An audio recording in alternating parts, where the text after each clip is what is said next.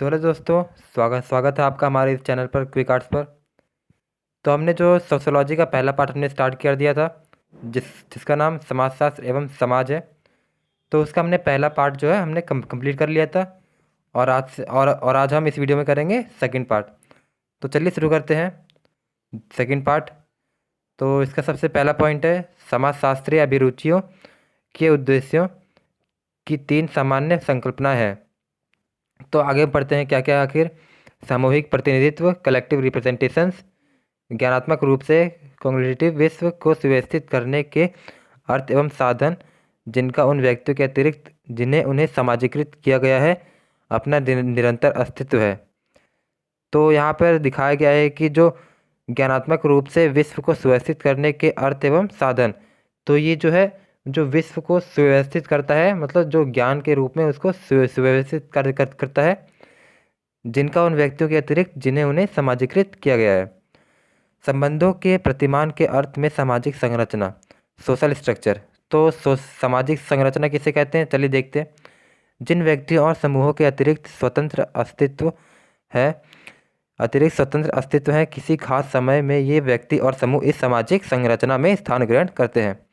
तो यहाँ बता रखा है कि जिसका व्यक्तियों और समूहों के अतिरिक्त स्वतंत्र अस्तित्व है, तो जिस व्यक्ति का समूह और समूह के अतिरिक्त कोई स्वतंत्र अस्तित्व है और किसी खास समय में ये व्यक्ति और समूह इस सामाजिक संरचना में स्थान ग्रहण करते हैं, मतलब इनका कोई खास समय होता है जिस समय में वे सामाजिक स्थान में ग्रहण कर लेते हैं।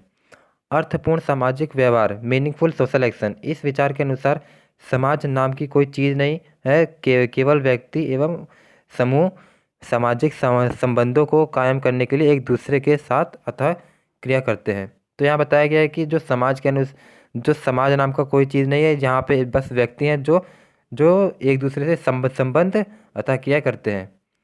अब आगे पढ़ते हैं। समाजशास्त्र विशिष्टीकरण स्पेशलाइजेशन की अपेक्षा सामान्यीकरण जनरलाइजेशन का विज्ञान है। यह मानव समूहों सामाजिक क्रियाओं समाजों तथा उनकी संरचना को सामान्यतः सामान्यीकरण करता है। यह बुद्धि संगत रेशनल तथा अनुभूतिमूलक एम्पेरिकल दोनों विज्ञान है। यह तथ्यों का संग्रह करता है, उन्हें वर्गीकृत करता है तथा उनके परस्पर संबंधों को प्राप्त करता है, जिसका न्यूनतम त्रुटि तथा अधिकतम पूर्णता के साथ अभियुक्त अनुभूतिमूलक प्रमाणों एम्पेरिकल एविडेंस के द्वारा सत्यापन वेरिफिकेशन किया जाता है। समाजशास्त्र समाज का विश्लेषण करता है। जो समाजशास्त्र है उसका समाज का विश्लेषण करता है। इसका केंद्र बिंदु समाज का उद्भव है। यह मुख्य सामाजिक इकाइयों और उसकी गतिशीलता की व्याख्या करता है। जो समाजशास्त्र के अध्ययन क्षेत्र को निर्धारित करने के संबंध में दो संप्रदाय पाए जाते हैं, स्वरूपात्मक संप्रदाय फॉर्मल स्कूल और दूसरा है समन्वयात्मक संप्रदाय सिंथेटिक स्कूल। इस संप्रदाय के अनुसार समाजशास्त्र सामाजिक संबंधों के विशेष स्वरूप आकारों का अध्ययन है। इस उपागम अप्रोच के प्रमुख समर्थक वेबर स्माइल विवरकांट वर्ड एवं वॉन वॉइस हैं। तो इसमें बताया गया कि जो इस संप्रदाय के अनुसार समाजशास्त्र सामाजिक संबंधों के विशेष स्वरूप आकारों का अध्ययन है। तो इसमें जो समाजशास्त्र के जो विशेष जो संबंध है उनका अध्ययन करता है यहाँ पर। और आगे बताया गया है सिंथेटिक स्कूल। यह संप्रदाय सामाजिक विज्ञान की आवश्यकता पर मुख्य रूप से जोर देता है, जो कि सामाजिक जीवन की सामान्य स्थितियों का अध्ययन करता है। यह समाज का समग्र रूप में अध्ययन करता है। दुर्खीम हॉबस एवं सोरोकिन इस समुदाय के प्रमुख विचारक हैं। जो इसके जो प्रमुख विचारक हैं वो है दुर्खीम और हॉबहाउस और एवं सोरोकिन। तो अब आगे भी देखते हैं। भारत में समाजशास्त्र के अध्ययन की आवश्यकता। तो भारत में समाजशास्त्र के अध्ययन की आवश्यकता क्यों पड़ी।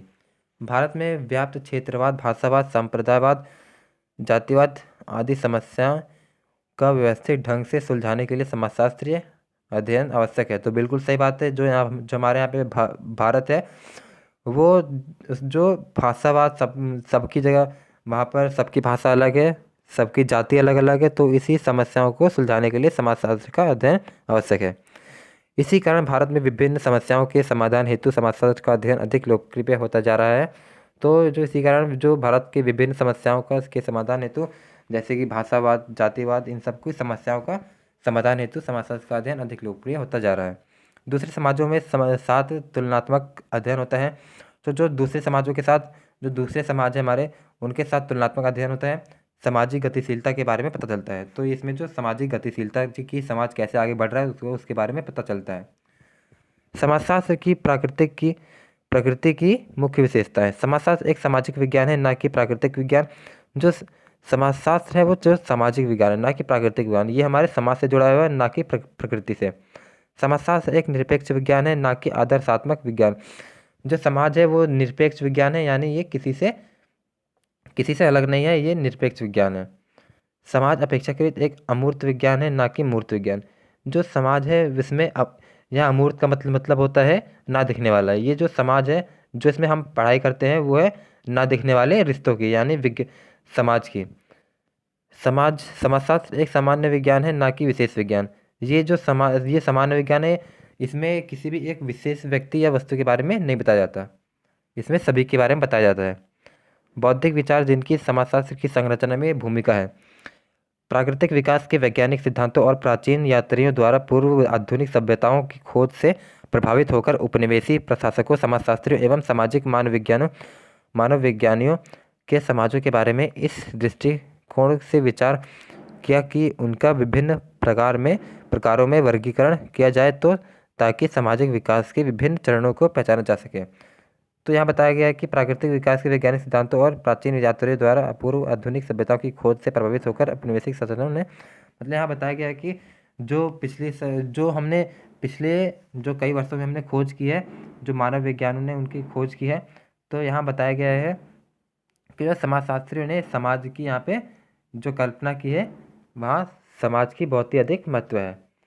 सरल समाज एवं जटिल समाज। तो हम यहाँ पे इसका अंतर पढ़ेंगे कि जो सरल समाज क्या होते हैं और जटिल समाज क्या होते हैं।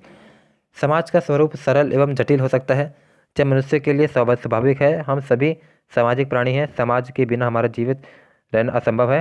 ये तो आप सभी जानते हैं कि समाज के बिना हमारा जीवित रहना असंभव है। मनुष्य अपने उद्देश्यों की प्राप्ति अकेला नहीं कर सकता, तो वे अपने उद्देश्य की प्राप्ति अकेला नहीं कर सकता। हमें समाज की आवश्यकता होती है, जो हमें समाज की महत्वपूर्ण आवश्यकता होती है। समाज हमें सुरक्षा, नातेदारी, पहचान, विशिष्टता एवं अपनापन का भाव प्रदान करता है। ये हमें अपनापन का भाव जो प्रदान करता है। भारत स्वयं परंपरा और आधुनिकता का गांव और शहर का जाति और जनजाति का, वर्ग एवं समुदाय का एक जटिल मिश्रण है। तो यहाँ पे कई तरह के गांव शहर पाए जाते हैं, जाति जनजाति पाई जाती हैं, वर्ग और समुदाय पाए जाते हैं एक जगह। सरल समाज में श्रम विभाजन नहीं होता, जबकि जटिल समाज देखने को मिलता है। जो सरल समाज है उसमें श्रम विभाजन। तो ये यहाँ पे श्रम विभाजन का मतलब है कि अगर मैं स्कूल बना रहा हूँ, तो मैं जब अकेले स्कूल बनाऊँगा तो मुझे बहुत ज़्यादा टाइम लग जाएगा, और अगर मेरे साथ अगर कुछ और लोग जमा हो जाए तो मेरा काम आसान हो जाएगा। तो आगे पढ़ते हैं। 19वीं शताब्दी में समाजों का वर्गीकरण किया गया। तो हमें यहाँ पढ़ना है कि 19वीं शताब्दी में समाजों का वर्गीकरण किया गया। आधुनिक काल से पहले के समाजों के प्रकार जैसे शिकारी टोलियाँ एवं संग्रहकर्ता, चरवाहे एवं कृषक एवं गैर औद्योगिक सभ्यताएं सरल समाज। तो ये सरल समाज में आती हैं, शिकारी टोलियाँ एवं संग्रहकर्ता, चरवाहे एवं कृषक एवं गैर औद्योगिक सभ्यताएं। अब आगे पढ़ते हैं। आधुनिक समाजों के प्रकार जैसे औद्योगिक समाज, जटिल समाज। तो यहाँ हम जो आधुनिक समाज है उसके बारे में पढ़ेंगे, जैसे औद्योगिक समाज और जटिल समाज। ये औद्योगिक समाज है, ये जटिल समाज में आते हैं। डार्विन के जीव विकास के विचारों का आरंभिक समाजशास्त्रीय विचारों पर दृढ़ प्रभाव था। डार्विन के जीव विकास के विचारों का आरंभिक समाजशास्त्रीय विचारों पर दृढ़ प्रभाव था। जो डार्विन के विचार थे वे आरंभिक समाजशास्त्र के विचारों पर अच्छा प्रभाव डालते थे। ज्ञानोदय एक यूरोपीय बौद्धिक आंदोलन जो 17वीं शताब्दी के अंतिम वर्षों एवं 18वीं शताब्दी में चला गया, कारण और व्यक्तिवाद पर बल देता है। और हम आगे पढ़ते हैं। भौतिक मुद्दे जिनकी समाजशास्त्र की रचना में भूमिका है। औद्योगिक क्रांति से आए बदलाव एवं पूंजीवाद। जो औद्योगिक क्रांति है उनसे आए बदलाव एवं पूंजीवाद। पूंजीवाद माने जिनके पास पैसा है। औद्योगिक क्रांति एक नए औद्योगिक क्रांति एक नए गतिशील आर्थिक क्रियाकलाप पूंजीवाद पर आधारित थी। पूंजीवाद और आर्थिक कदम की एक व्यवस्था जो कि बाजार विनियम पर आधारित है। यह व्यवस्था उत्पादन के साधनों और संपत्तियों के निजी स्वामित्व पर आधारित है। औद्योगिक उत्पादन के उन्नति के पीछे यही पूंजीवाद व्यवस्था एक प्रमुख शक्ति थी। तो अब आगे पढ़ते हैं हम। यद्यपि निश्चित और व्यवस्थित मुनाफे की आशा से प्रेरित जो उद्योगपति थे वे जो उद्योगपति थे उन्हें सिर्फ मुनाफे से ही जो उन्हें थे उन्हें मुनाफे से ही सिर्फ आशा थी। बाजारों ने उत्पादनकारी जीवन में प्रमुख साधन की भूमिका अदा की और माल सेवाएं एवं श्रम वस्तुएं बन गई जिनका निर्धारण तार्किक गणनाओं के द्वारा होता था। अब आगे पढ़ते हैं। इंग्लैंड औद्योगिक क्रांति का केंद्र था। जो हम सभी जानते हैं कि इंग्लैंड में सबसे पहले औद्योगिक क्रांति शुरू हुई थी। औद्योगिकरण द्वारा आया परिवर्तन असरकारी था। तो जो औद्योगिकरण था वो उसके द्वारा जो परिवर्तन आया था वो असरकारी था। औद्योगिकरण से पहले अंग्रेजों का मुख्य पेशा खेती करना एवं कपड़ा बनाना था। जो औद्योगिकरण था उससे पहले जो अंग्रेज थे वो सिर्फ खेती करते थे और कपड़ा बनाते थे। अधिकांश लोग गांवों में रहते थे जो कि कृषक, भूस्वामी, लोहार एवं चमड़ा श्रमिक, जुलाहे, कुम्हार, चरवाहे थे। समाज छोटा था वह स्तरीकृत था। लोगों की स्थिति उनका वर्ग परिभाषित था। तो जो उनका समाज था बहुत ही छोटा था और जो उनकी जो स्थिति वो परिभाषित वर्ग था। औद्योगिकरण के साथ साथ शहरी केंद्रों का विकास एवं विस्तार हुआ। इसकी निशानी थी फैक्ट्रियों का धुआं और कालिक। नई औद्योगिक श्रमिक वर्ग की भीड़भाड़ वाली बस्तियां, गंदगी और सफाई का नितांत अभाव। और जो औद्योगिकरण के साथ साथ शहरी केंद्रों का विकास हुआ, जो शहर का वो उसमें विकास हुआ औद्योगिक क्रांति के बाद। और जो औद्योगिकरण के साथ साथ इसकी निशानी थी फैक्ट्रियों का धुआं और कालिक। नई औद्योगिक श्रमिक वर्ग की भीड़भाड़ वाली बस्तियां, गंदगी और सफाई का नितांत अभाव। अंग्रेजी कारखानों के मशीनों द्वारा तैयार माल के आगमन से भारी तादाद में भारतीय दस्तकार बर्बाद हो गए क्योंकि अत्यधिक विकसित कारखानों में उनकी खपत नहीं हो सकती थी। जो यहाँ दिखाया गया कि जैसे कि अंग्रेजी कारखानों के मशीनों द्वारा तैयार माल के आगमन से भारी तादाद में भारतीय दस्तकार यानी बर्बाद हो गए क्योंकि अत्यधिक विकसित कारखानों में उनकी खपत नहीं हो सकती थी। इन बर्बाद दस्तकारों ने मुख्यतः जीवन निर्वाह के लिए खेती को अपना लिया। तो जो ये लोग बर्बाद हुए थे उन्होंने फिर खेती को अपने जीवन में मतलब उन्होंने अपने जीवन में खेती को उतार लिया। समाजशास्त्र की अन्य सामाजिक विज्ञानों के मध्य स्थिति की एक दृष्टि में सभी सामाजिक विज्ञान समाजशास्त्र से किसी रूप से संबंधित है तथा दूसरी और अलग भी है।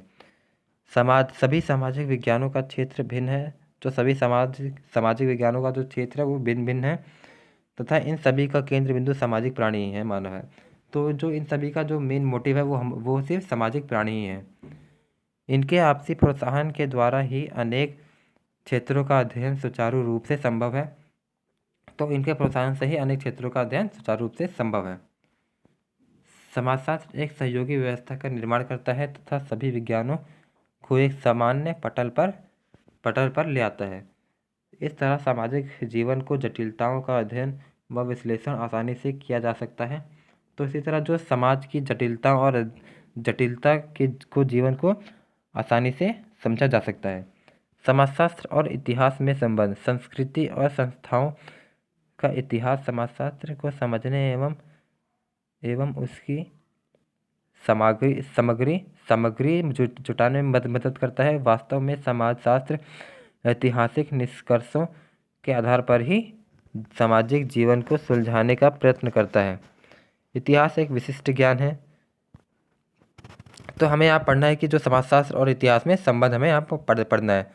तो देखिए यहाँ पे क्या लिखा है, संस्कृति और समाज संस्थाओं का इतिहास समाजशास्त्र को समझने एवं उसकी सामाजिक जुटाने में मदद करता है। तो जो इतिहास है वो जो हमारी संस्कृति और संस्थाओं हैं तो उनको समझने में और उनकी सामग्री जुटाने में हमें इतिहास मदद करता है। और जबकि वास्तव में समाजशास्त्र ऐतिहासिक निष्कर्षों के आधार पर ही सामाजिक जीवन को समझने का प्रयत्न करता है। तो ये जो समाजशास्त्र है उसमें हमें सिर्फ ऐतिहासिक निष्कर्षों पर ही सामाजिक जीवन को समझने का प्रयत्न करता है।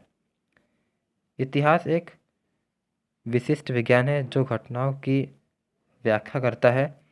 इतिहास एक विशिष्ट ज्ञान है, ये सिर्फ एक चीज़ पर ही विशेष है जो घटनाओं की व्याख्या करता है। ऐतिहासिक तथ्यों के द्वारा इसका केंद्र बिंदु ऐतिहासिक घटनाओं का वर्णन है। समाजशास्त्र सामाजिक समस्याओं का विश्लेषण करता है। जो समाजशास्त्र है ये तो आपने पढ़ लिया कि वो जो सामाजिक समस्याओं का विश्लेषण करता है तथा इसका समाधान निदान प्रस्तुत करता है, जबकि इतिहास केवल तथ्यों का विवरण प्रस्तुत करता है। समाजशास्त्र एक विश्लेषणात्मक विद्या है जबकि इतिहास एक वर्णनात्मक विद्या है। तो समाजशास्त्र में हम सिर्फ उसे विश्लेषण मतलब उसको सिर्फ एक्सप्लेन करते हैं, और जबकि इतिहास एक वर्णनात्मक मतलब उसे हम असली में देखते हैं। समाजशास्त्र का संबंध वर्तमान एवं कुछ सीमा तक भविष्य से है, यद्यपि इतिहास केवल अतीत का विश्लेषण करता है। समाजशास्त्र विविध घटनाओं में निहित समानता की व्याख्या करता है, यद्यपि इतिहास का केंद्र बिंदु समान घटनाओं में निहित भिन्नता है। समाजशास्त्र, और अब हम देखेंगे समाजशास्त्र और राजनीति शास्त्र में संबंध कि उनमें क्या क्या संबंध और डिफरेंसेस हैं। समाजशास्त्र एवं राजनीति विज्ञान एक दूसरे से संबंधित हैं। इसकी वजह यह है कि दोनों सामाजिक विज्ञान हैं, लेकिन दोनों के कार्य क्षेत्र पृथक हैं। यानी जो समाजशास्त्र एवं राजनीति विज्ञान एक दूसरे से संबंधित हैं, इसकी वजह है कि ये दोनों सामाजिक विज्ञान है, कि ये जो समाजशास्त्र और राजनीति है ये दोनों ही सामाजिक विज्ञान है, लेकिन दोनों के कार्य पृथक है। मतलब दोनों का जो ज्ञान है वो अलग अलग है। समाज पर राज्य के कानून का बहुत नियंत्रण होता है। कानून के द्वारा राज्य समाज को परिवर्तनशील रखता है।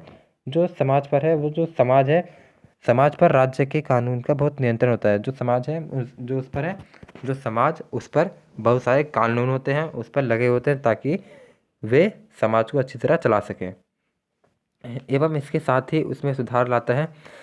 और जो राजनीति शास्त्र है वो समाजशास्त्र में सुधार लेकर आता है अपने कानून की वजह से। लेकिन परंतु कानून बनाते समय देश के रीति रिवाजों, प्रथाओं, परंपराओं आदि का ध्यान रखना पड़ता है। और जब कोई भी नियम बनता है तो देश के जो रीति रिवाज हैं और जो प्रथाओं, परंपराओं आदि का ध्यान रखना पड़ता है। इसके लिए समाजशास्त्रीय ज्ञान की आवश्यकता है। समाजशास्त्र को राजनीति विज्ञान का विस्तृत स्वरूप या आकार समझा जाता है। जो समाजशास्त्र है, समाजशास्त्र को राजनीति, इसमें जो हम पढ़ते हैं कि राजनीति के बारे में कि राजनेता कैसे होते हैं, कैसे बनते हैं। राजनीति विज्ञान का केंद्र बिंदु मानव संगठन समूह का कोई एक आकार है, उदाहरण के लिए राज्य। लेकिन समाजशास्त्र मानव समूह के सभी रूपों या आकृतियों की व्याख्या करता है। राजनीति विज्ञान मानव प्राणियों के साथ किसी राजनीतिक परिदृश्य में व्यवहार करता है, जबकि समाजशास्त्र व्यक्तियों के परिवर्तन को राजनीतिक प्राणी के रूप में व्याख्या करता है। अगर हम आगे पढ़ते हैं, समाजशास्त्र एक सामान्य विज्ञान है। जो समाजशास्त्र है वो किसी एक विशेष विज्ञान पर आधारित है, जबकि राजनीतिक विज्ञान एक विशिष्ट विज्ञान है जो मानव समाज के राजनीतिक दृष्टिकोण की व्याख्या करता है।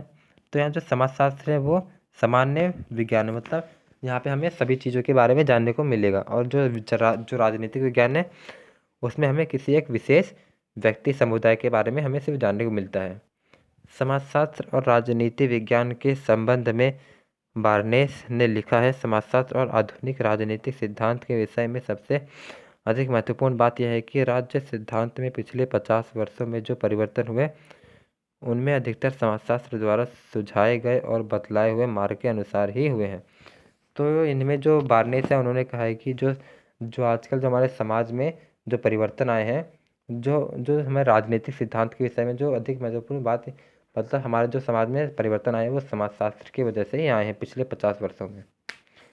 अब हम आगे पढ़ते हैं समाजशास्त्र एवं मनोविज्ञान में संबंध। मनोविज्ञान को प्रायः व्यवहार के विज्ञान के रूप में परिभाषित किया जाता है।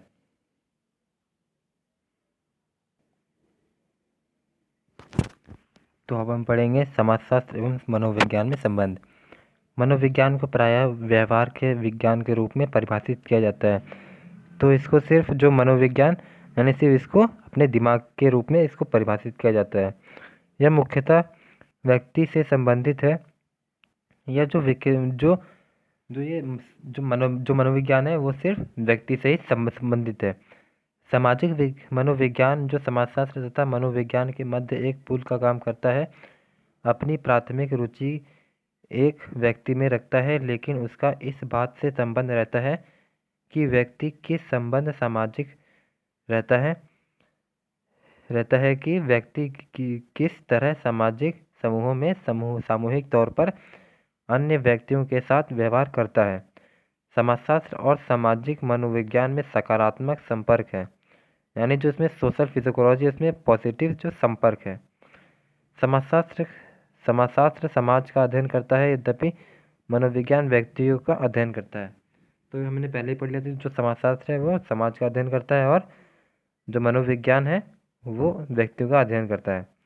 समाजशास्त्र का केंद्र बिंदु मानव का समूह है, जबकि मनोविज्ञान व्यक्तियों का अध्ययन करता है।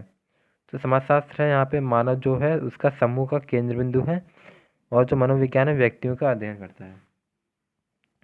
अब हम यहाँ पे आगे पढ़ते हैं। समाजशास्त्र सामाजिक विधियों की व्याख्या करता है, जबकि मनोविज्ञान मानसिक क्रियाओं का अध्ययन करता है। जो समाजशास्त्र है सामाजिक विधियों की व्याख्या करता है, जबकि मनोविज्ञान मानसिक क्रियाओं का अध्ययन करता है। ये हमारे ब्रेन को को यह समझता है मनोविज्ञान, जैसे याददाश्त, मेमोरी, ध्यान, अटेंशन, सीखना, लर्नअप आदि। समाजशास्त्र और अर्थशास्त्र में संबंध अब हम ये पढ़ेंगे। आधुनिक समय में विभिन्न समाजशास्त्रीय अध्ययन आर्थिक समस्याओं को सुलझाने के लिए लगे हैं। यानी जो यहाँ पर आधुनिक समय में जो विभिन्न समाजशास्त्री हैं, जो हमारे सोशोलॉजिस्ट हैं, वो अभी आर्थिक समस्याओं को भी सुलझाने में लगे हुए हैं इसी की वजह से। इसके अलावा जनसंख्या, आर्थिक नियोजन, निर्धनता, बेकारी आदि समस्याओं का अध्ययन समाजशास्त्र में सामान्य रूप से किया जाता है। इस तरह दोनों ही विज्ञानों को एक दूसरे से प्राप्त मदद लेनी पड़ती है, यानी ये एक दूसरे पर डिपेंड होते हैं। समाजशास्त्र समग्र समाज का वैदिक अध्ययन है, जबकि अर्थशास्त्र समाज के केवल आर्थिक भाग का अध्ययन है। जो समाजशास्त्र है वो समग्र यानी जो समग्र समाज का वैदिक अध्ययन है। यहाँ पर यह जो पूरे समाज का अध्ययन करता है, और जो अर्थशास्त्र है वो केवल आर्थिक यानी जो हमारे जो डाटा हो गए, कितनी पॉपुलेशन है, ये सब हमारे आर्थिक यानी अर्थशास्त्र के समाज में आती है। तो हम आगे पढ़ते हैं। समाजशास्त्र एक व्यापक विज्ञान है, क्योंकि इसका केंद्र बिंदु सभी प्रकार के दृष्टिकोण है, जबकि अर्थशास्त्र मुख्य रूप से आर्थिक दृष्टिकोण की व्याख्या करता है। ये हमारी इकोनॉमी को दर्शाता है अर्थशास्त्र। व्यक्तियों की व्याख्या के लिए समाज शास्त्रीय उपागम जन सामूहिक है, जबकि अर्थशास्त्र का उपागम व्यक्ति विशिष्ट है। सामान्यतः समाजशास्त्र का सरोकार सामाजिक संबंधों से है, जबकि विशिष्ट विज्ञान के रूप में अर्थशास्त्र का केंद्र बिंदु केवल आर्थिक क्रियाकलाप है। तो मैंने इसको पहले बता दिया था कि इसका सिर्फ जो केंद्र बिंदु है वो आर्थिक क्रियाओं से मिला हुआ है। तो अब हम यहाँ पे तुलनात्मक अध्ययन ये सिर्फ चार्ट के माध्यम से दिया गया है, तो आप इसका स्क्रीनशॉट लेकर आप यहाँ पे इसको देख सकते हैं। ये जो मैंने ऊपर पढ़ा है ये सिर्फ वही है कि समाजशास्त्र, अर्थशास्त्र, इतिहास, राजनीतिक, मनोविज्ञान के बीच में क्या क्या अंतर है। तो यहाँ पे आप इसका स्क्रीनशॉट लेकर आप इसको पढ़ सकते हैं। और अगर आपको मेरी यह वीडियो पसंद आई तो वीडियो को लाइक कीजिएगा, और अपने दोस्तों तक भी इस वीडियो को पहुँचाइएगा, ताकि हमको मोटिवेशन मिलता रहे और उन्हें भी अपनी पढ़ाई में उनको मदद मिलती रहे। तो धन्यवाद। जय हिंद।